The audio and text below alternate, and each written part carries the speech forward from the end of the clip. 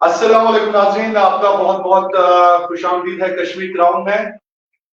और आपको बता दें कि आज के प्रोग्राम में हम बात करेंगे आईवीएफ के हवाले से बहुत सारे मिथ्स एंड फैक्ट्स हैं। तो दोस्तों, आज के प्रोग्राम में हमने मदद किया है, हमारे साथ लाइव में जुड़ रहे हैं डॉक्टर इरम और डॉक्टर राकेश। दो बड़े नाम जब हम आईवीएफ की बात करते हैं या आईवीएफ के हवाले से जितने भी मामला और मसाइल आम इंसान को दरपेश हैं, उस हवाले से आज हमने अपने दो मेहमानों को बुलाया है।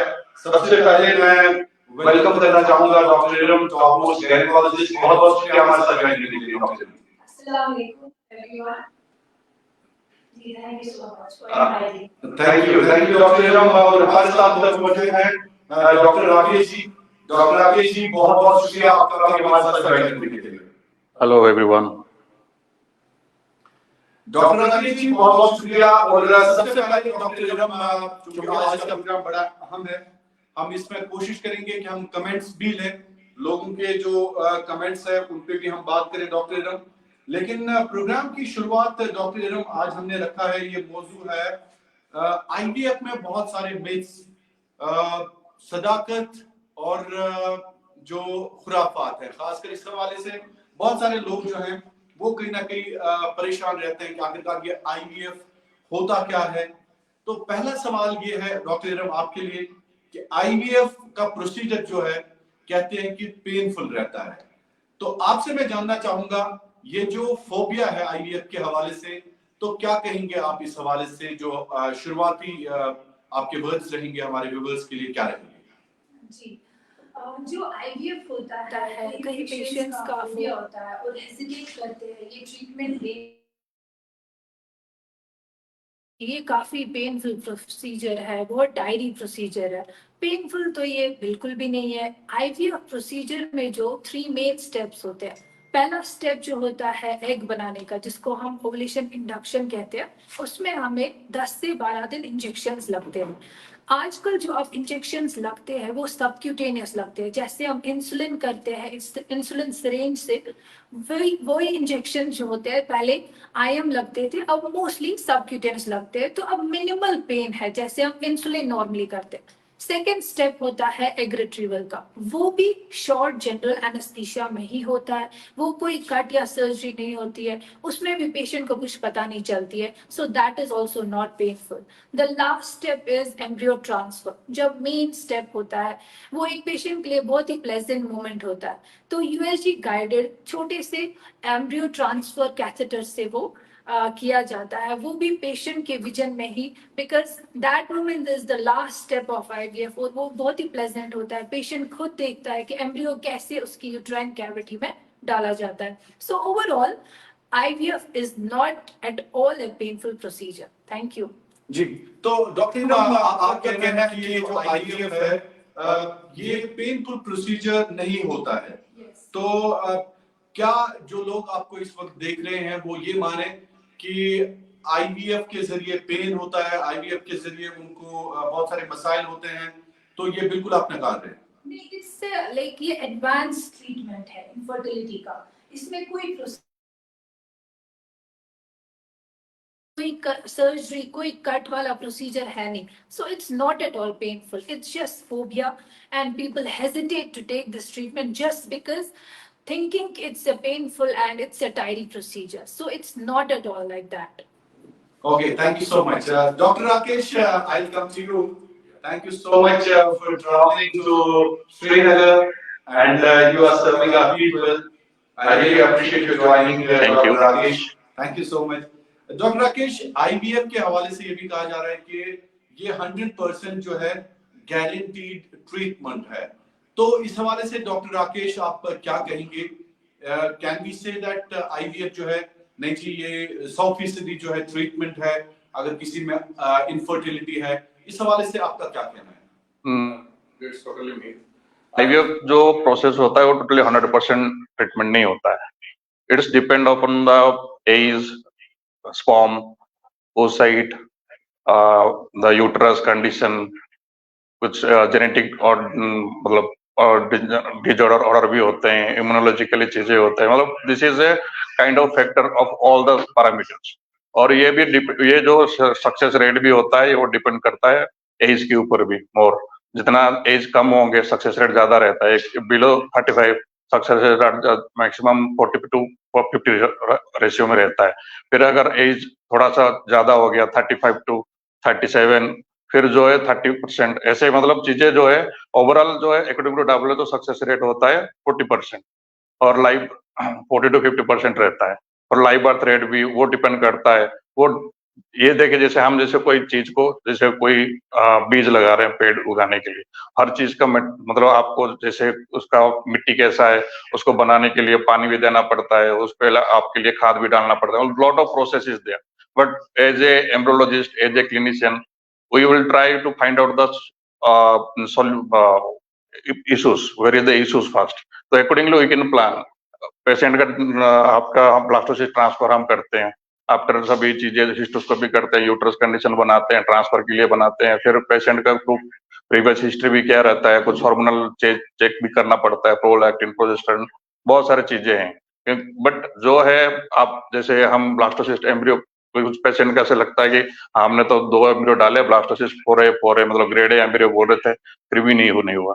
और जो एम्ब्रियो इम्प्लांटेशन प्रोसेस भी होता है वो बहुत भी मतलब टेक्निकली चीजें बहुत मतलब चीजें मतलब वो कंडीशन जो है बहुत थोड़ा आप मतलब you can't lot of physical reaction, chemical reaction occur from the embryo and endometrium, तो सिग्नल पाथवेज बहुत चीजें होता है। As a embryologist we can do best from the embryos, as a clinician we can do best treatment accordingly. तो ये चीजें depend करता है body to body, person to person, हर चीज।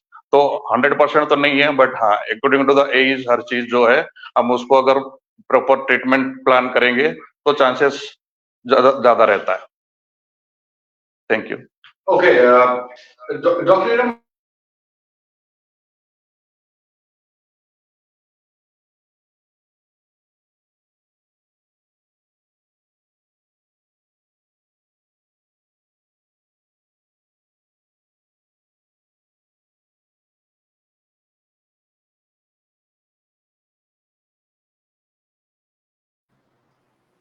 like in IVF process, ये कहते हैं कि I have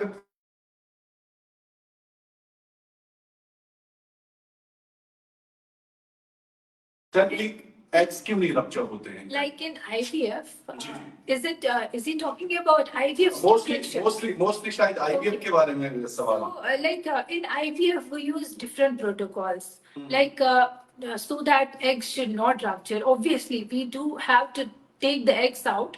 So we do antagonist protocol, and in that we use the antagonist so that eggs should not rupture, and so that we take the eggs, we do the egg retrieval. So it depends upon the stimulation protocol, which protocol has been used, and if it is an ANTAG protocol, then eggs won't rupture because we'll have to take the eggs out. But I think he might be talking about like naturally when we do ovulation induction. So in some cases, like I think he is asking about the normal like ovulation induction, not the IVF induction.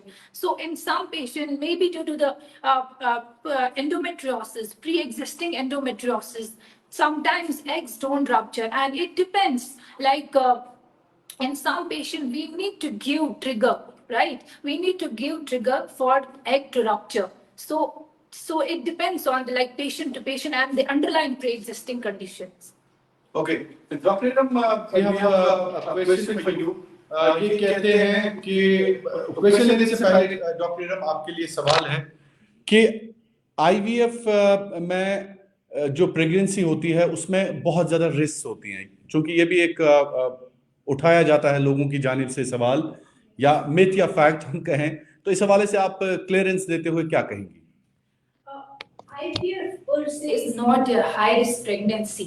IVF एक normal pregnancy हो सकती है। अब high risk pregnancy कैसे हो सकती है? When there are underlying predisposing conditions, like अगर पेशेंट ओबीज है, अगर पेशेंट को अंडरलाइंग बीपी है, हाइपरटेंशन है, अगर पेशेंट को अंडरलाइंग शुगर है, डायबिटीज है, या फिर अगर एल्डरली पेशेंट है, तो उसमें अगर वो नेचुरल प्रेगनेंसी भी होती तो वो हाई रिस्क फैक्टर्स होते उसमें। सो otherwise IVF per se is not does not lead to high risk pregnancy. हाँ, एक्सेप्शंस है when there are twins, so twin pregnancy में थोड़ा प्रीटर्म के चांस होते हैं, डायबिटीज के चांस होते हैं, बट ओवरऑल आईवीएफ प्रेगनेंसी पर se is not a high risk pregnancy.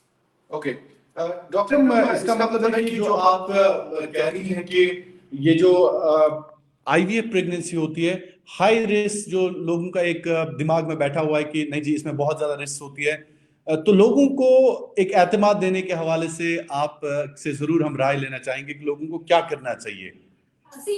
लोगों को लगता है कि आईवीएफ एक लास्ट रिजॉर्ट है, अगर हम सारे ट्रीटमेंट्स हमारे फेल हो गए तो IVF, then they take this option as a last resort. और फिर उनको लगता है कि ये आईवीएफ एक, as I said before, it's a tiring and painful procedure. So it's all phobia, hesitation for not taking this treatment in some patients. Like, as I said, it's not a risk factor. It does not lead to high risk pregnancy. It leads to normal pregnancy depending upon how many embryos have been transferred. Is it a twin pregnancy? Is it a triplet? Are they triplets? Or is it a singleton pregnancy? Or are there any underlying predisposing factors? तो ये सारा risk जो है ये सारे factors से ही categorise किया जाता है।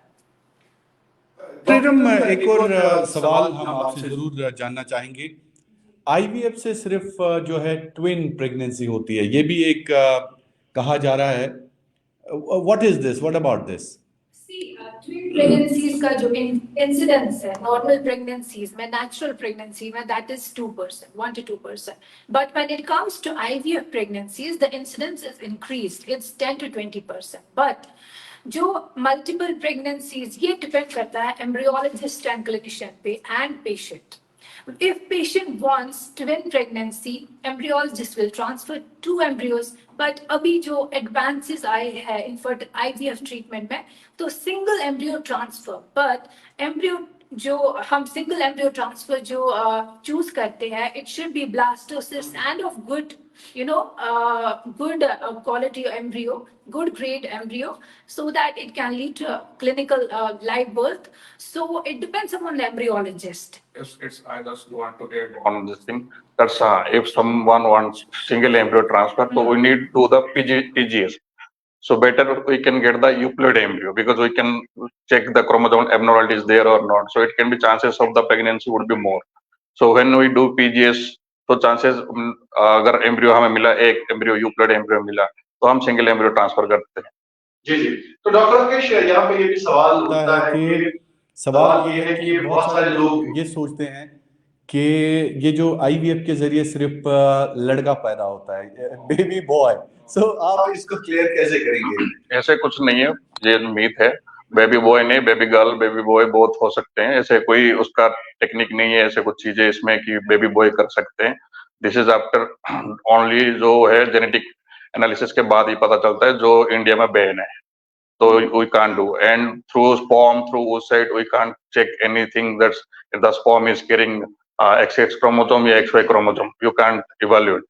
तो टोटली मीथ है। सभी जो है, अगर बच्चे हो रहे हैं जो भी आईवीएफ से, तो गर्ल भी हो सकते हैं, बॉय भी हो सकते हैं। मतलब डॉक्टर राकेश, आप ये मानते हैं कि ये जो आईवीएफ है इसके जरिए सिर्फ बेटा पैदा होना या लड़के का पैदा होना, इट इज नॉट नेसेसरी। सो इसमें थोड़ा सा प्रोसीजर बता दीजिए कि क्या आईवीएफ के अलावा भी घरों में भी ये मामलात होते हैं, खासकर बेटा बेटी को लेके। हालांकि आज मॉडर्न सोसाइटी है, अगर बेटी पैदा नहीं होती तो डॉक्टर इरम हमारे साथ नहीं होती। हमारी टॉप गायनेकोलॉजिस्ट वादी की मैं सलाम करता हूं डॉक्टर इरम को। She is one of the most intelligent gynaecologist I have seen. तो डॉक्टर राकेश, ये समझा दीजिए हमें कि इस हवाले से आप क्या कहेंगे? नहीं, ऐसे जो है जो पहले जो क्या होता था फैमिली बैलेंस के लिए लोग करते थे, जो भी अपना एक बेटा हो गया तो बेटी हो जाए, तो वो एक्सपेक्ट रहता है घर में भी, यहाँ बेटा है बेटी हो जाएगा, तो वो चीजें है। बट व्हाट एवर द ऊपर वाले की देन है, वो आपको लेना ही है, and this you have to receive. Okay doctor सवाल हमारे पास हैं, चूंकि लोग खुद ही जवाब भी लिख रहे हैं, बट तजम्मुल लिखते हैं, how many days we need to take rest after pregnancy? He means IVF pregnancy. Basically, there is no bed rest needed. ये भी एक बहुत बड़ा मिथ है कि अगर हमने आईवीएफ कराया तो हमें 9 महीने रेस्ट लेना है. It's a big myth. After embryo transfer, usually 72 hours हम advise करते हैं patients को so that implantation rate बेहतर हो कि heavy work नहीं कर रहा है. It's not complete bed rest. Some patients वो embryo transfer के बाद they do complete bed rest for 14 days. That is like वो उल्टा ही खराब होता है. उससे क्या होता है, circulation पे ही hamper होता है. Blood circulation, uterine circulation पे असर पड़ता है. So bed rest बिल्कुल नहीं है. Not even like 3 days. After embryo transfer, patient can walk, patient can go downstairs, upstairs, do work, but not heavy work. For first 3 days post embryo transfer, patients को थोड़ा सा heavy work वगैरह थोड़ा avoid करना चाहिए. After 3 days, they can do work, but sternus exercise avoid करनी है. Rest आप after जब positive आता है, UPT positive आता है, you can go for jog, you can go for walk, you can do mild exercise as well. Bed rest, no, a big no and a big myth.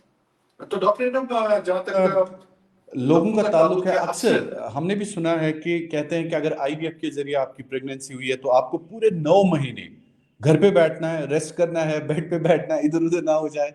तो इसको clear कर दीजिए कि as doctor आप क्या advice करेंगे? As I said before, as I have cleared already, कि bed rest is not important. इससे और खराबी हो जाती है, इससे शुगर बढ़ता है, sedentary patient एक ही जगह रहता है, वो सोचते रहता है, तो स्ट्रेस लेवल बढ़ता है. So bed rest करने से, और हाँ मैं ये भी कहूँगी exceptions, like suppose patients को कुछ complaints होगी, like spotting, bleeding और पेन एब्डोमेन, उसमें वो इंडिकेटेड चीजों में ही बेड रेस्ट. लाइक अल्ट्रासाउंड में कुछ चेंजेस होती है, कुछ ऐसी चीजें होती है जिससे डॉक्टर्स एडवाइस करते हैं बेड रेस्ट. अदरवाइज अगर नॉर्मल सब चल रहा है, पेशेंट अपने मेडिसिन ले रहा है, पेशेंट का सब ठीक चल रहा है, अल्ट्रासाउंड में कोई कंप्लेंट नहीं है, तो there is no bed rest needed at all. ठीक है, थैंक यू डॉक्टर निडम.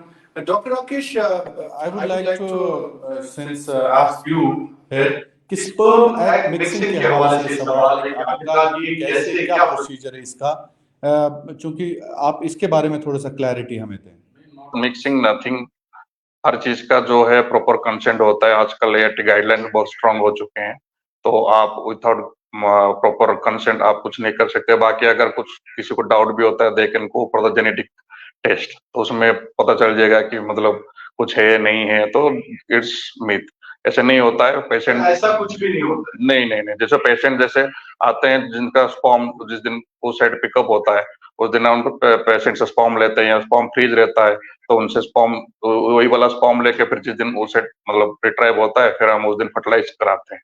तो ऐसे कुछ नहीं कि इसका कर दिया उसका कर दिया मिक्सिंग हो गया. दिस इज टोटली मी. सो ऐसा कुछ भी नहीं है जो आप कहते हैं. नहीं, नहीं. डॉक्टर राकेश साहब, आपके लिए सवाल भी है कि आईवीएफ के लिए ये सवाल पूछा है आदिल साहब ने. ये लिखते हैं कि आईवीएफ के साइड इफेक्ट्स क्या होते हैं? कुछ नहीं होता है, थोड़ा सा जो हार्मोनल इंजेक्शन वगैरह लगता है, थोड़ा सा लिटिल पेन वगैरह रहता है. बाकी थोड़ा बहुत अगर कुछ डिपेंड करता है how what is the history of the patient female, तो वो डिपेंड करता है कैसा है क्या नहीं, तो उसी अकॉर्डिंगली पहले हिस्ट्री लेके पेशेंट से फिर इन अकॉर्डिंगली ट्रीटमेंट प्लान करते हैं. तो इतना साइड इफेक्ट्स बड़ा ज्यादा वाला कुछ नहीं. ठीक है. तो दोस्तों, आज का प्रोग्राम हम बराह रास्त आप तक पहुंचा रहे हैं, और कश्मीर क्राउन के सभी प्लेटफॉर्म्स पर इस वक्त आप लाइव देख रहे हैं. हमारे यूट्यूब पे कश्मीर क्राउन मेन पेज और कश्मीर क्राउन लाइव हमारा है. इसके बाद आप इंस्टाग्राम पे भी हमारा प्रोग्राम देख सकते हैं, ट्विटर के जरिए भी आप ये प्रोग्राम देख सकते हैं. लेकिन आज के प्रोग्राम में हम कोशिश करते हैं कि आखिरकार सदाकत क्या है आईवीएफ के पीछे, और कहीं ना कहीं जो मिथ्स होते हैं बहुत सारे लोगों के जहन में ये सवाल उठते रहते हैं, सवाल उभरते रहते हैं कि आखिरकार आईवीएफ के जरिए क्या पेन होता है, आईवीएफ के जरिए क्या सिर्फ बेटा पैदा होता है, आईवीएफ के जरिए आखिरकार क्या रेस्ट लेना होता है। ये सवालात आज हमने खासकर जम्मू कश्मीर की एक मायनाज gynaecologist IVF specialist doctor Iram के साथ और दिल्ली से आए हुए डॉक्टर राकेश हमारे साथ इस वक्त मौजूद हैं। आप कोई भी सवाल इनसे पूछ सकते हैं, कमेंट्स में लिख सकते हैं, हम आपका सवाल सीधे दो डॉक्टर से पूछेंगे। और अगला सवाल मेरा डॉक्टर इरम के लिए है। और डॉक्टर इरम, चूंकि ये सवाल भी बड़ा इम्पोर्टेंट है, ये सवाल ये है कि क्या आईवीएफ ही हुर्फ आखिर है? Is it the last resort कि अगर किसी में इनफर्टिलिटी का इशू है या कोई कपल जो है वो जूझ रहे हैं इस इनफर्टिलिटी की वजह से, उनके घरों में मसाइल पैदा हो गए हैं, तो क्या ये लास्ट रिजॉर्ट है डॉक्टर इरम? पेशेंट्स जो इनफर्टिलिटी के लिए ट्रीटमेंट लेते हैं उनको लगता है कि पहले हम 5-6 इयर्स हम नेचुरल कंसेप्शन के लिए ट्राई करेंगे, नेचुरल ट्रीटमेंट ट्राई करेंगे, फिर हम लास्ट जो ऑप्शन रखेंगे, अगर नेचुरल नहीं हो गया तो लास्ट हम आईवीएफ रखेंगे। But IVF is not the last resort. It depends upon the patient's factors. Suppose infertility का क्या reason है? If patient young, अगर patient young है और AMH low है, तो patient wait करती जाएगी जब तक उसका और AMH कम हो जाएगा, then IVF में भी उसके कम चांस है. So low AMH, premature ovarian failure in those patients, they should take the IVF as the first option. They should not wait much कि उनका AMH और डाउन होता जाए. सेकेंड इज कि अगर ट्यूब्स एक्सक्लूड हुए होंगे, लाइक फेलोपियन ट्यूब्स अगर ब्लॉक्ड है, तो उन पेशेंट्स को तो फर्स्ट स्टेप ऑब्वियसली IVF ही लेना है. दे कैन नॉट वेट कि they should wait for tubes ठीक हो जाए, या लैप्रोस्कोपी से करते हैं, लैप्रोस्कोपी से ट्यूब्स ओपन करने की कोशिश करते हैं. बट उन पेशेंट्स के लिए भी taking on account of AMH age, तो they should take IVF as the first resort, not the last resort. Then unexplained infertility. After unexplained infertility में first they should try for IUI, intrauterine insemination. Then they should go for IVF. So patients they take, उनको लगता है कि IVF हम last resort रखेंगे जब तक उनका AMH भी कम हो जाता है, जब तक उनके बाकी फैक्टर्स अफेक्ट करते हैं, जिसकी वजह से IVF में भी उनका सक्सेस रेट कम हो जाता है. So IVF is not the last resort. It depends. The patient should categorize the underlying condition जो है, उस पे ही डिपेंड करता है कि IVF के लिए कब चूज करना चाहिए. बिल्कुल, that's a great point you have made doctor Iram. इसका मतलब ये है कि आप कह रहे हैं कि IVF ही सिर्फ लास्ट जो रिजॉर्ट है या आखिरी इलाज नहीं है एक पेशेंट का या एक कपल का जो खासकर भांजपन या इनफर्टिलिटी से जूझ रहे हों. उसके बगैर भी आप आ सकते हैं, डॉक्टर साहब से मिल सकते हैं, आप डॉक्टर इरम के पास आके अपना चेकअप करा सकते हैं. एटलीस्ट बहुत सारे टेस्ट भी होंगे डॉक्टर इरम. डॉक्टर इरम, इसके साथ ही एक कमेंट आया है, उन्होंने लिखा है कि क्या IVF के बाद नॉर्मल डिलीवरी होना पॉसिबल है? बिल्कुल पॉसिबल है, इसमें कोई problem So there's no problem. No, of course not. वो अलग बात है, कश्मीर में सिजेरियन रेट बहुत है, patient choose to go for caesarean.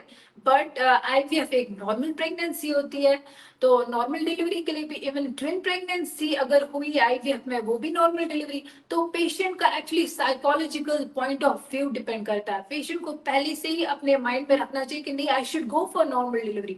Either it is a normal pregnancy और इट इज IVF प्रेगनेंसी.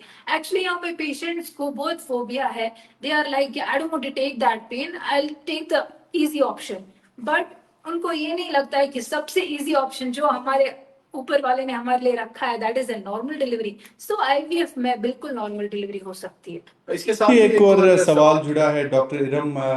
सवाल ये है कि क्या सिर्फ इसमें, ये भी एक कमेंट आया है हमें, क्या सिर्फ सिजेरियन ही हो सकता है IVF में? क्योंकि आपने पहले इसको क्लियर कर दिया, लेकिन एक और हमें लिखते हैं जीशान साहब, वो कहते हैं कि क्या सिर्फ सिजेरियन ही IVF के बाद हो सकता है? एक बार फिर आप इनको क्लियर कर दीजिए। नहीं, बिल्कुल क्यों सिजेरियन करना है जबकि आपकी नॉर्मल प्रेगनेंसी है, इसमें कुछ सिंगलटन प्रेगनेंसी हो या मल्टीपल प्रेगनेंसी हो, क्यों, कि आपको क्या लगता है ऐसा कि इसमें सिजेरियन ही करना है? ऐसा कुछ भी नहीं है, इसमें नॉर्मल प्रेगनेंसी होती है। आप नॉर्मल फर्स्ट 3 मंथ्स थोड़े क्रूशियल होते हैं, उसमें थोड़ी से एक्स्ट्रा मेडिकेशन लेनी होती है ताकि हमें थोड़ा सा सपोर्ट देना होता है, क्योंकि नेचुरल प्रोसेस नहीं है ये, एक इन विट्रो फर्टिलाइजेशन है। सो फर्स्ट 3 मंथ्स क्रूशियल होते हैं जो हमें मेडिसिन का सपोर्ट रखना होता है। Then it's normal pregnancy, you can definitely go for normal delivery for sure. Doctor Rakesh, चूंकि बहुत सारे ऐसे लोग भी हमने देखे हैं जो खासकर आईवीएफ का नाम सुनते ही अपनी जेब की तरफ देखते हैं। डॉक्टर राकेश, ये बड़ा इंपॉर्टेंट है। लोगों को डर होता है, ऐसे भी होपलेस कपल्स होते हैं, वो कहते हैं कि हम आईवीएफ कराते, लेकिन आईवीएफ सेंटर पे जाके चूंकि जेब उनकी खाली कर दी जाती है, ये भी बड़ा इंपॉर्टेंट है। तो क्या ये इतना एक्सपेंसिव है डॉक्टर राकेश के आईवीएफ से लोग डरते हैं? चूंकि बहुत सारे लोगों ने हमें भी फ़ोन करके बताया कि जब वो बीरून रियासत जाते हैं, टनल के उस पार जाते हैं, चूंकि अब इम्प्रीमेस सेंटर जो है वो श्रीनगर में है, लेकिन बॉम्बे जाना पड़ता है, दिल्ली जाना पड़ता है, पहले अपनी जेब की तरफ उनको देखना पड़ता है। डॉक्टर राकेश, देखिए, ये इतना एक्सपेंसिव भी नहीं है, थोड़ा बहुत एक्सपेंसिव बोल सकते हैं, but as compare to other countries हमारा यहाँ पर आईवीएफ जो है मतलब अफोर्डेबल बोल सकते हैं, जो है 1.5 to 2 में आते हैं। तो ये जो होता है, मतलब जैसे कोई पेशेंट कंटिन्यू 6-7 साल तक मेडिसिन में चला रहा, तो वहां पे भी तो हर महीने कुछ मेडिसिन पे पैसा लगा रहे हैं, तो उसको अगर सब मान के चले एक साथ लेके आए तो भी मतलब उतना ही आ जाता है आपका, क्योंकि जो है आप उसमें आपका जो एक बार शादी हो गया, 1 साल तक बच्चा नहीं हुआ, तो फिर आपको आइडियली आपका जो है चेक करना जरूरी है, both female and male partner. तो उसमें जहाँ पे कमी है उस हिसाब से मतलब ट्रीटमेंट भी करना है। बाकी अभी जो है कोई कोई इंश्योरेंस भी आने वाला है, अभी चल रहा है, उसके बाद चल रहा है। बाकी कुछ हम ईएमआई भी प्लान कर सकते हैं, ईएमआई भी ला रहे हैं। तो चीजें देखो, हर किसी का डिपेंड करता है, हम स्टिमुलेशन जो करते हैं पेशेंट, तो किसी को डोजेस ज्यादा लगता है, किसी को कम लगता है, अकॉर्डिंग टू द डिपेंड करता है। मतलब चीजें जो है वही फिक्स है, वो नहीं है। जो कितना डोजेस लगा तो उसी अकॉर्डिंगली उनको लगा। तो हम यहाँ पे एक्चुअल प्राइस रखते हैं, हर चीज का रखते हैं। बाकी कोई कोई कभी पेशेंट बोलता है सॉरी आई कांट एफोर्ड, सो हम उनको भी कंसिडर कर लेते हैं डेफिनेटली। इतने आपने किए, नहीं नहीं नहीं, कोई आता है कोई बोलता है तो डेफिनेटली जो humanity should to be serve also. Exactly. Doctor Rakesh, ये भी एक मिथ है कि आईवीएफ के जरिए जो बेबीज होती हैं वो नॉर्मल नहीं होती है, अब नॉर्मल होती है। नॉर्मल ये गलत है? जैसे नेचुरल कंसेप्शन में बेबी रहते हैं नॉर्मल, वैसे ही इसमें आईवीएफ में नॉर्मल बेबी रहते हैं। जैसे अगर पेशेंट हिस्ट्री का है, कुछ प्रीटर्म बात हो गया, तो लो वेट, वजन कम होना, ये सब चीजें जैसे नेचुरल में होता है वैसे ही आईवीएफ में होता है। तो there is no nothing changes between in IVF and your normal delivery. तो जो है जैसे हैं बच्चे नेचुरल में कंसीव होकर बच्चे डिलीवरी होते हैं, वैसे ही आईवीएफ में होते हैं, 9 महीने कैरी करते हैं। जब भी मल्टीपल प्रेगनेंसी होता है, ट्विन प्रेगनेंसी में होता है, तो आपको पता है एक बच्चा थोड़ा हेल्दी होता है, एक थोड़ा वीक होता है, वो सभी चीजें थोड़ा बहुत रहता है, बाकी अदरवाइज सभी नॉर्मल है। ठीक है, ठीक।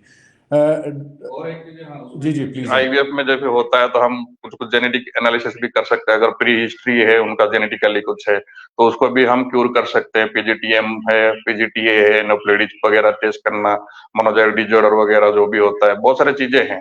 तो अभी उसमें कोई मतलब एक्स्ट्रा आपको एडवांटेज मिलता है कि जब आईवीएफ में करते हैं तो आप एनालिसिस करके अगर प्रीवियस हिस्ट्री है कुछ तो उसको भी आप क्यूर कर सकते हैं। तो it's better, means everything is normal, nothing anything changes between IVF और in normal delivery. Unless and until ऊपर वाले की जी जी जी, जो all depend upon your genetic, parents genetic. अच्छा, जेनेटिक्स इसमें ऑब्वियसली ये जेनेटिक आपके जो भी जीन रहेगा वो तो हेरिडेट होता है ना। तो ऐसा नहीं है, जो भी रहता है जेनेटिकली, अगर आपको घर में कोई है कुछ है तो वो वाला जैसे आपके बच्चों में आएगा वैसे ही है, जैसे नेचुरल में होता है वैसे आईवीएफ में। तो ऐसे कोई डिफरेंस नहीं है कि कुछ आईवीएफ में करने से एबनॉर्मलिटी ज्यादा रहता है, ऐसा कुछ। Thank you. डॉक्टर इरम, ये भी एक सवाल है कि क्या आईवीएफ के लिए कोई मखसूस एज होती है? ऐसा कहा जा रहा है कि शायद यंग एज में इफ यू आर 25, 30, 35, सो आप आईवीएफ नहीं करा सकते हैं, मतलब ऐसा भी कुछ, so many people are thinking like that doctor Iram. जी सो मैंने भी सुना है पेशेंट्स लाइक जो यंग होते हैं उनको बोला जाता है अभी तुम छोटी हो तुम क्या आईवीएफ कराओगी, आईवीएफ एक बहुत बड़ी चीज है। सो आईवीएफ जो होता है एज आई सेड बिफोर ये डिपेंड होता है लाइक एएमएच। आज जैसे यंग वुमेन में less than 30 premature ovarian failure हो रहा है, लो एएमएच हो रहा है, तो उनमें आपको करना ही है आईवीएफ। उनको आप ज्यादा वेट नहीं कर सकते बिकॉज विद एज उनका एएमएच और डिक्लाइन होता है। सो ऐसा बिल्कुल नहीं है कि यंग एज में आईवीएफ नहीं कर सकते हैं। कभी क्या होता है मेल फैक्टर होता है, मेल फैक्टर में एजोस्पर्मिया होता है। सो उनमें आप क्या करोगे, उनमें आप और क्या ऑप्शन है आपके पास। सो यंग एज है तो आईवीएफ नहीं कराना, it's a big myth. And IVF जो होता है एज के हिसाब से सक्सेस रेट भी डिपेंड करता है। सपोज यंग एज में 30s में लेस देन 35 में सक्सेस रेट भी अच्छा रहता है, इम्प्लांटेशन रेट अच्छा रहता है, क्लिनिकल लाइव बर्थ रेट्स का ज्यादा रेशियो है कंपेयरिंग। अगर विद एज मेटरनल एज ज्यादा है मोर देन 35 तो उनमें इम्प्लांटेशन रेट भी कम होती है और आईवीएफ का सक्सेस रेट भी कम होता है। सो एज बहुत ही बड़ा फैक्टर है आईवीएफ में, एंड यंग एज में आईवीएफ में होता है, it's totally a myth. Doctor Iram, सलाम आपको भेजी है। आई एम हफीजा मागाम से, आई एम हफीजा मागाम से सलाम भेजिए आपको। वालेकुम सलाम। वालेकुम जानते हैं आप इनको? याद नहीं है? पेशेंट्स है बहुत सारे नाम याद नहीं रहता है। डॉक्टर राकेश, आपको नाम याद तो नहीं है? पिज्जा है नाम है, अच्छा है, बोल सकते हैं। अच्छा बोल नहीं सकते हैं। चलिए चलिए, हफीजा वालेकुम सलाम, आपकी सलाम जो है वो पहुंच गई डॉक्टर इरम के पास। डॉक्टर राकेश, बिफोर कंक्लूडिंग आप से ज़रूर मैं एक पैगाम लेना चाहूँगा। जो भी ये कपल्स होते हैं जो बड़े एक मखदूश कुन दौर से गुजरते आ रहे हैं, खासकर फैमिली को लेकर, घरेलू परेशानियों को लेकर, तो ये जो मिथ्स एंड फैक्ट्स है, क्या आपको लग रहा है कि हमें इन चीज़ों के हवाले से अवेयरनेस की ज़रूरत है डॉक्टर राकेश? देखो, चीजें आपको पहले जानकारी पूरा रखना जरूरी है। थोड़ा अवेयरनेस जो है मतलब क्या कितना सक्सेस रेट क्या है, क्योंकि पेशेंट आते हैं तो they coming with lot of emotional attachment, emotional thing to do the procedure and all, तो वो भी उसका सक्सेस रेट चाहते हैं, मतलब सक्सेस हो जाए वो साइकिल में। तो हम भी उतना पेशेंट का पूरा हिस्ट्री लेके जो भी प्रोसेस इंडिविजुअल ट्रीटमेंट प्लान करके, जो टेलर का ट्रीटमेंट प्लान करके उनको भी बनाते हैं। पेशेंट का कभी कभी एम्ब्रियो बनते हैं, कोई कोई पेशेंट के एम्ब्रियो नहीं बनते, जैसे मैंने बोला ऑल डिपेंड ऑन योर। तो चीजें जो है कभी ये मतलब हमें कभी मतलब निराश नहीं होना चाहिए। तो definitely there is a way, there is a will, there is a way.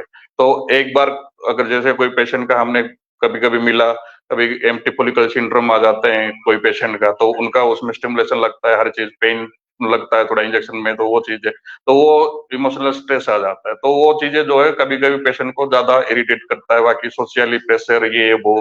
तो लेकिन you need to be means keep faith, तो डेफिनेटली इट विल वर्क। और जो है थोड़ा लाइफस्टाइल फैक्टर थोड़ा मैटर करता है, चीजें क्या खाना क्या खा रहे हो, क्या बैड हैबिट्स हैं, स्मोकिंग, अल्कोहल, ये सभी चीजें मैटर करता है। बाकी वुमेन्स के लिए एज के फैक्टर भी थोड़ा रहता है, चीजें जो मेनली डाइटरी इश्यूज भी रहता है, क्योंकि ये ऑलरेडी जो एल्टीट्यूड हाई में है यहाँ पे, तो उसमें क्या लो ऑक्सीजन लेवल रहता है, तो वो थोड़ा एडवर्स इफेक्ट भी करता है।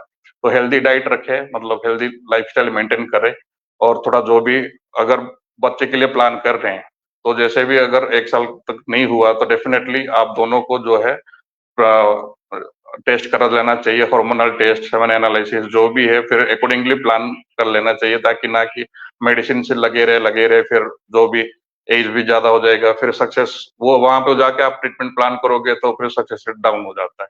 तो जो भी है चीजें जो है बी क्लियर, एंड जो है अपना आपका जो भी प्रोसेस है चाहे क्या, क्योंकि कमी जहाँ पे पता चलेगा तो you can plan for that. जी Dr. Rakesh and Dr. Iram, thank you so much both of you for joining me, and I'm really happy. But Dr. Iram, जाने से पहले जो भी ख्वातीन हमें देख रही हैं, ऐसी ख्वातीन जो बड़े मुश्किल दौर से गुजर रही हैं बच्चे के हवाले से, चूँकि ये बच्चा बड़ा इम्पोर्टेंट होता है हर एक कपल की लाइफ में। कई एक पेरेंट्स जो हैं अपनी ज़िंदगियाँ बच्चे के लिए गुजारते हैं, बच्चे के लिए वक़्फ़ करते हैं, और होती भी एक उम्मीद ये बच्चा बुढ़ापे में उनके काम आए, या उनके साथ खेलें, या एक उम्मीद के साथ उनको बड़ा करें। तो उन ख़वातीन के लिए क्या है डॉक्टर इरम आपकी तरफ से? मैं I would love to take your message. देखिए, इनफर्टिलिटी तो बहुत ही बड़ा स्ट्रेस है, खासकर फीमेल्स के लिए। फीमेल्स ही लोड लेती है इस स्ट्रेस का। मेल्स को उतना खास फर्क नहीं पड़ता है, क्योंकि फैमिली प्रेशर बहुत ज्यादा होता है। फीमेल से ही पूछा जाता है, मेल से खासकर ज्यादा नहीं पूछा जाता है। तो मेरी यही मैसेज होगी कि स्ट्रेस नहीं लेना है, और फैमिली मेंबर्स अगर सपोर्ट करेंगे ना, तो उससे बहुत फर्क पड़ेगा। क्योंकि स्ट्रेस से हार्मोनल इम्बैलेंस हो जाता है, फिर वो भी एक रीजन होता है इनफर्टिलिटी का। इतना स्ट्रेस लेते हैं, उससे ट्रीटमेंट पे भी असर पड़ता है। और आईवीएफ का मैं बोलूँ कि आईवीएफ कुछ ऐसे पेशेंट्स है कि वो आईवीएफ अगर उन्हें लिया, स्टार्ट किया procedure, like from the very first moment they will get happy कि okay now we will get our child. So IVF भी एक टेक्नोलॉजी है, ये भी एक it's a type of treatment. IVF 100% कभी नहीं होता है। आईवीएफ एक डायग्नोस्टिक ही होता है, और फर्स्ट साइकिल हमेशा डायग्नोस्टिक माना जाता है। और विद एवरी लाइक कभी एक साइकिल अगर फेल हो गया, second cycle, third cycle, with every cycle थोड़ा सक्सेस रेट बढ़ता है, बट फर्स्ट साइकिल में थोड़ा सक्सेस रेट कम होता है, वो डायग्नोस्टिक ही माना जाता है। सो फॉर फीमेल्स मेरा यही है कि उनके फैमिली मेंबर्स अगर उनका सपोर्ट करेंगे, थोड़ा स्ट्रेस लेवल कम हो जाएगा, तो इनफर्टिलिटी पे बहुत ही कम हो जाएगी। तो मेन तो बहुत ज्यादा स्ट्रेस है यहाँ पे फीमेल पार्टनर्स का, और उनको सपोर्ट नहीं मिलता है फैमिली का। पेशेंट्स आते हैं ट्रीटमेंट के लिए, छुप छुप के आते हैं। उनको लगता है कि आईवीएफ इज अ टैबू। अभी भी हमारी सोसाइटी में ये चीज है कि ये वाला ट्रीटमेंट जो है, ये छुप छुप के करते हैं। उनको लगता है कि ये एक अच्छी चीज नहीं है। तो फैमिली सपोर्ट अगर होगा तो बहुत इम्प्रूवमेंट आ जाएगी। और स्ट्रेस लेवल को कम करने के लिए सपोर्ट की जरूरत है, और स्ट्रेस कम रखना है तो इंशाल्लाह खुद ही इनफर्टिलिटी ठीक हो जाएगी। और एक्टिव स्टेप लेना है जब भी कोई भी कॉज हो, अगर एक्टिव स्टेप लेंगे सो दैट विद एज हम जल्दी से पिक करें और जल्दी ट्रीटमेंट स्टार्ट करें। क्या अल्फाज हैं, इन अल्फाज में एक एहसास भी है, ख़ासकर हमारी ख़वातीन के लिए। और दोस्तों, आप सबका बहुत बहुत शुक्रिया। हमने कोशिश की कि ख़ासकर आईवीएफ के हवाले से एक अवेयरनेस प्रोग्राम हम आप तक पहुंचाएं, और हम कोशिश करेंगे कि ऐसा प्रोग्राम हम वीकली बेसिस पे करें अपने डॉक्टर्स के साथ। आज डॉक्टर राकेश, डॉक्टर इरम, और अगले प्रोग्राम में भी हम कोशिश करेंगे एक मुख्तलिफ टॉपिक के साथ आप तक आ जाएं। आपका देखने के लिए बहुत बहुत शुक्रिया। आज के प्रोग्राम में हमने बात की मिथ्स एंड फैक्ट्स के हवाले से। आखिरकार ये जो आईवीएफ का ट्रीटमेंट है, ये दोस्तों डॉक्टर इरम के मुताबिक ऐसा ही ट्रीटमेंट है जैसे आप एक बीमारी का ट्रीटमेंट करते हैं, जैसे कोई और बीमारी है। खुदा न ख्वास्ता अगर कोई घर में बीमार होता है तो यकीनी तौर पर आप जाते हैं, उसको डॉक्टर के पास ले जाते हैं। तो ऐसा टैबू जो है डॉक्टर इरम के मुताबिक, ये कोई टैबू नहीं है, ये कोई ऐसा यू कांट से कि दिस इज ये एक इंसान के लिए, खातून के लिए, हमारी ख्वातीन के लिए कोई गलत चीज़ है कि वो आईवीएफ सेंटर पे जाके अपना ट्रीटमेंट कराएं। आईवीएफ के बगैर भी बहुत सारी चीज़ें होती है। जब आप एक सेंटर पे जाते हैं, वहाँ पे आपके टेस्ट होते हैं, वहाँ पे आपको आईवीएफ के बगैर भी मेडिसिन ट्रीटमेंट दिया जाता है। दिस इज जस्ट लाइक कि अगर आपको कोई और बीमारी, इसी तरह से एक इनफर्टिलिटी को लेकर भी ये डॉक्टर्स हमारे दिन भर काम करते रहते हैं। डॉक्टर राकेश, डॉक्टर इरम, या इनका जो सारा टीम है, ये रात दिन काम करते रहते हैं, ताकि इनकी वजह से अगर कोई नाउम्मीद कपल उम्मीद लेके जाता है, उनका ट्रीटमेंट सही से होता है, उनका स्पर्म काउंट, उनके बाकी जो इनफर्टिलिटी इश्यूज हैं वो ठीक हो जाते हैं। ये बड़ा इंपॉर्टेंट है दोस्तों। हमें इन डॉक्टर्स को सलाम करनी चाहिए। हमें we should not be a thankless कौम।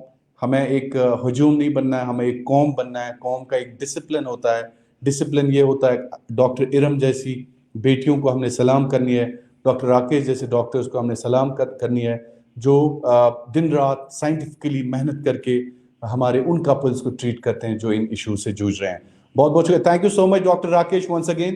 Thank you for joining me. Doctor Iram, thank you so much for joining me. आपको लेट हो गया, I am very sorry, I appreciate your joining. Thank you so much. Thank you so much viewers, आपका भी बहुत बहुत शुक्रिया हमें join करने के लिए, और अगले प्रोग्राम में भी हम आपके साथ जरूर जुड़ेंगे। आप सबका बहुत बहुत शुक्रिया। अल्लाह आपका हामी नासिर, दुनिया भर से जहां से भी आप हमें देख रहे हैं, आप सबका अल्लाह हामी नासिर। अल्लाह हाफिज, कश्मीर जिंदाबाद।